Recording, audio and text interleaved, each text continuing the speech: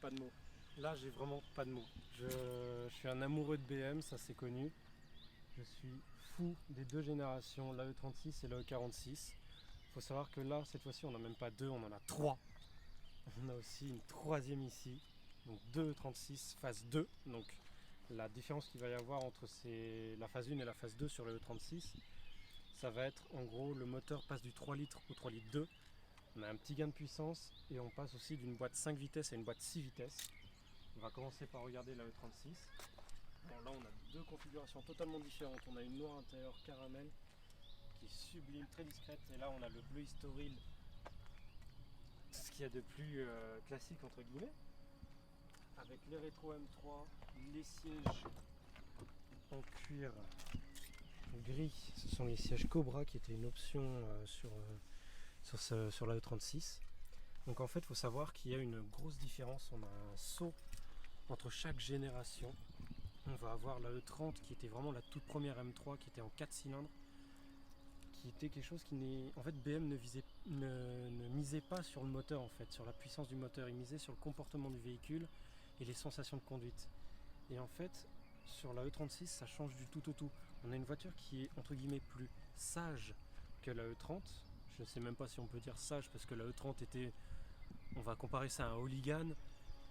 Et la E36, est-ce que ça va être pour autant un gardien de la paix? Non, c'est une guerre aussi. C'est quelque chose de très violent, mais qui va être plus typé GT, on va dire. Plus typé GT parce que bah voilà, on a du cuir de partout. Là, on a une config qui est très spéciale avec du bois. Donc la boiserie classique qu'on va avoir dans les BM, qui reprend sur le pommeau, sur toute la console centrale, le frein à main. On va avoir une voiture qui est plus confortable. Ce sont des baquets sur les sièges Cobra, mais on voit qu'ils sont moelleux. C'est plus une voiture, c'est pas une voiture de rallye, c'est une voiture qui peut vraiment être utilisée en daily, qui peut être vraiment GT. Et dessus, on a quand même une très très belle config. Et puis la E36, c'est quand même la première M3 avec un 6 cylindres en ligne. C'était la première aussi à avoir 100 chevaux par litre, donc le 3 litres 2. Vous avez fait le calcul, 320 chevaux, 321 pour être précis. Et puis bah, on va pouvoir regarder le moulin.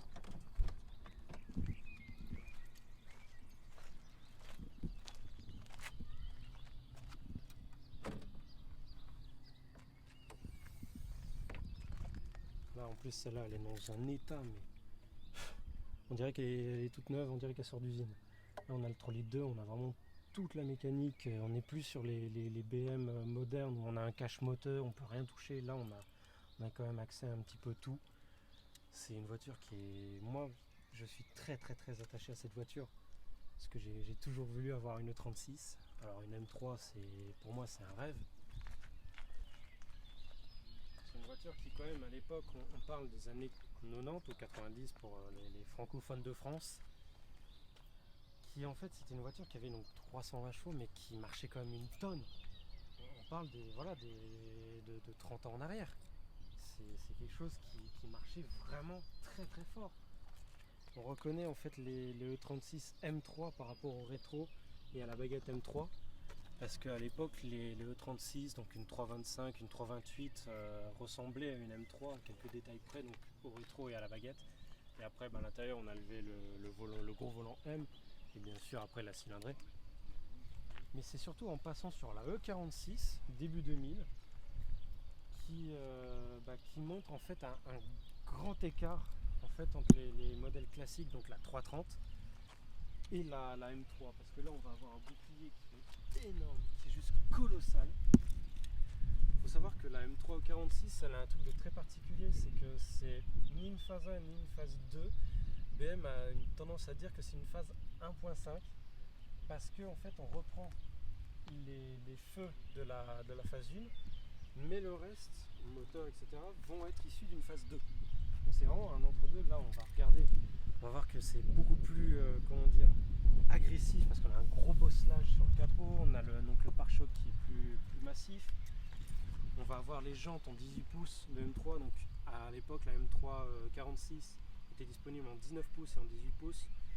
Franchement les 18 pouces c'est le mieux parce que déjà les 19 selon moi ça fait tuning et puis au niveau confort voilà il y a quand même une grosse différence. On va avoir ici cette petite prise d'air. En fait, c'est à l'époque, BM disait que c'était pour donc récupérer l'air donc directement la calandre et la grosse bouche d'aération ici, et que l'air chaud devait sortir par ici.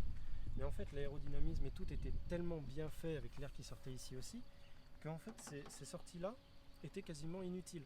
Donc du coup, ils ont gardé, parce que le design était déjà fait, déjà dessiné, et puis bah, ça donne quand même une belle touche d'agressivité et de sportivité. On a les rétros qui sont tout petits, tout aérodynamiques. On va avoir du coup le coupé, tout ce qu'il y a de plus simple. On a l'arrière. On voit ça, on voit une M3. Moi j'ai un très très grand ami qui a une 330 pack M. On voit déjà qu'elle est impressionnante, mais là on voit les ailes qui sont élargies. On a les 4 pots à l'arrière. On a quelque chose de beaucoup plus agressif.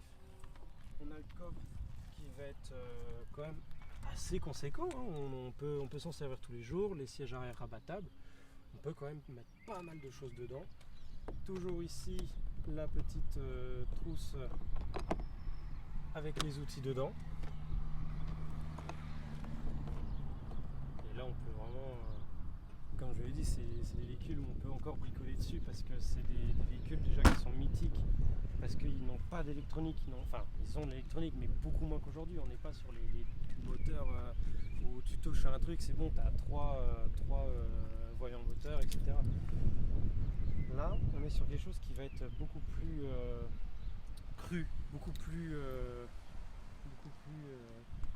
la police, quelque chose qui est beaucoup plus cru, beaucoup plus dynamique par rapport à une 36 aussi, parce que les amateurs de M3 vont dire que c'est une voiture on la ressent plus comme une M3, et puis les amateurs de M sont nostalgiques parce que c'est la toute dernière M3 avec un 600 lignes atmosphérique, parce que la génération d'après, la E9X, donc je dis E9X parce qu'il y avait E90, E91, E92 et E93 selon la taille selon le châssis et la forme du véhicule. Et là en fait on est donc sur le dernier 600 lignes. La E9X est passée en V8, et après on a la toute dernière qu'on connaît, la F8, F80, F81, etc., qui est en 6 litres, en 6 cylindres en ligne, 3 litres biturbo, donc qui perd un petit peu de son charisme en fait. À l'intérieur, on reprend vraiment un intérieur tout cuir partout, on a encore plus confort que sur le 36. On a un volant qui est beaucoup plus gros, beaucoup plus imposant. Après, la particularité de la E46, c'est qu'à l'époque, sur le E36, on n'avait que la boîte manuelle, 5 rapports pour la phase 1 et 6 rapports pour la phase 2. Ici, on va avoir la SMG. La SMG, c'est pas vraiment une boîte automatique, on va dire que c'est une boîte manuelle robotisée. Je sais pas comment trop l'expliquer. C'est un véhicule, en fait, pour passer les rapports, on va devoir lâcher un petit peu l'accélérateur, comme sur une boîte méca, pour faciliter le passage de rapport. On prend d'ailleurs ici, quand on voit ici donc SMG, là ici on va avoir le petit bouton pour la violence de passage de rapport. Et puis c'est quelque chose qui est totalement différent, c'est nouveau en fait chez BM, et la boîte a été reprise complètement sur la M5 V10, etc. D'ailleurs là il me semble qu'il y a eu quelques 330 qui ont existé en SMG, il me semble que c'était la Club Sport si je ne me trompe pas. Donc palette au volant, les fonds de compteur sont gris et sont repris de la M5, c'est-à-dire que quand on la démarre, je vais la démarrer pour vous faire écouter ce magnifique bruit. Donc hop, pied sur le frein, clé dans le contact, on attend gentiment. Ouais, en plus ça a 25 000 km, non, 71 000 km, 71 000. Et en fait sur la E46 on voit une différence, c'est que là on a une petite lumière orange et des petites lumières rouges. Quand elle est froide en fait, la lumière orange remonte jusqu'au 6, ce qui montre en fait même jusqu'au 4, ce qui montre que en fait le véhicule nous dit qu'il est froid et qu'il ne faut pas taper dedans comme un malade. On va écouter un petit peu le bruit de cette beauté.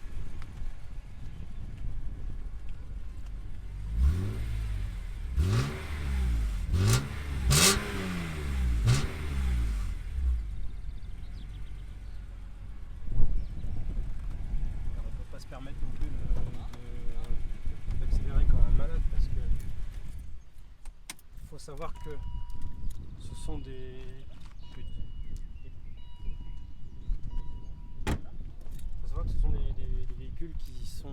assez ancien, on ne peut pas se permettre d'accélérer comme des fous avec et de faire un rupteur, quoi.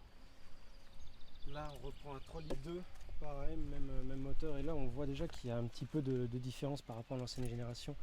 On voyait vraiment tout. Là on voit qu'il y a quand même un petit effort de cache, on a le petit logo M là et là. On a tout qui est hyper sportif. Moi c'est quelque chose qui m'a toujours fait rêver. Là dans la vidéo je suis sûr que je me perds un petit peu dans mes explications, mais je suis tellement fou de ça que je sais plus quoi dire, je sais plus comment faire, comment, pourquoi, etc. Donc c'est quelque chose de fou pour moi. Donc on va démarrer la E36.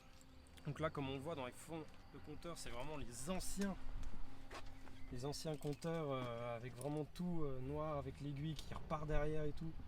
Ça aussi c'était une grande avancée aussi par rapport à la... Enfin, quand la E46 qui a sorti son compteur gris, c'était une avancée par rapport à la E36. D'ailleurs, je viens de me rendre compte que c'est l'E36 noir qu'on a comme clé. Donc, on va aller dans la petite noire. D'ailleurs, je peux filmer l'arrière. Si on va parler des différences avec la E46, c'est que là, on n'a que 2 pots. Et la E46, on a 4 pots. Là, pareil, le coffre est un petit peu plus petit et un peu moins profond. Mais par contre, on a plus d'espace sur les côtés. Pareil, la petite boîte à outils ici. Hop. Et on va même aller dans celle-là parce que on va en profiter pour la démarrer avec l'intérieur caramel qui est sublime. Mon Dieu. J'ai envie de manger le volant. J'ai le droit de le grignoter comme ça, hein? Je sais pas.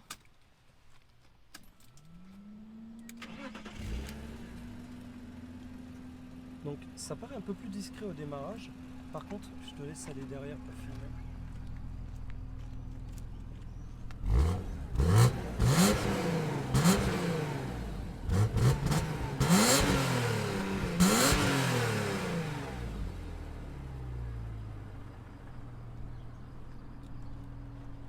C'est un bruit, on est plus sur les moteurs modernes où tout est étouffé avec des filtres à particules et tout. C'est quelque chose qui est... On a un bruit qui est cru, qui est brut. Pareil, la E46, elle a un bruit qui est plus métallique que celui-là. Celui-là est plus rauque. On va avoir des différences aussi. Alors, je sais pas si j'en ai parlé au début de la vidéo, mais sur la E36, c'est la première à avoir un double Vanos dessus. La première BM qui avait un Vanos, c'était la E34, série 5. Et là, on a le double Vanos admission et échappement. Alors Vanos, pour ceux qui ne savent pas, c'est le VTEC allemand en fait. C'est le VTEC chez BM. C'est-à-dire qu'en gros, ça gère un petit peu le temps d'ouverture des soupapes pour en fait avoir plus de puissance à bas régime et à moyen régime. Voilà, je pense qu'on a fait le tour. Je suis ému, je pense que je vais partir avec. Je vais jamais la rendre à son propriétaire. J'ai qu'une envie, c'est la rouler. Vous imaginez pas à quel point je suis fou de ces voitures là, en plus en bleu historique. Magnifique. Après, ma config préférée c'est le violet, j'ai oublié le nom, mais c'est le violet BM quoi. Bref, je vous laisse sur cette magnifique lignée de 3 M3 et puis je vous dis à bientôt. N'hésitez pas à nous suivre sur Instagram, pjr.59, Supercar Suisse derrière la caméra, EAS-XI pour les photos. On a aussi le propriétaire de ces voitures, Private Car Collection. De toute façon, tu mettras à l'écran, tu t'amuseras au montage de mettre tous les petits Insta, tu vas t'amuser. Et puis, n'hésitez pas à tous nous suivre pour beaucoup plus de contenu. Ils ont une collection qui est formidable. Ils ont pas que des M3. Ils ont aussi une série 318 au 30. Ils ont pas mal de trucs. Ils ont un X5, plein de choses. Et d'ailleurs, ces véhicules sont disponibles à la vente.